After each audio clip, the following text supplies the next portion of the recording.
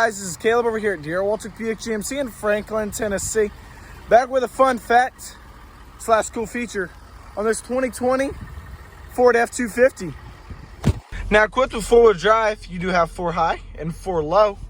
To use that to the full extent, you have to flip the switch, come around to the tires, you got lock to the right, lock it on the left, come around, and you lock it on the right. Full wheel drive is fully engaged. I shifted back to 2-wheel drive. Come around. Now you'll turn it to the left this time. Again, come around to the other side and turn it to the left. And now you're in 2-wheel drive. Let's go. Hey guys, again, Caleb over here at Walter Buick GMC. That's a pretty cool feature on this 2020 Ford F-250. I'll see y'all soon.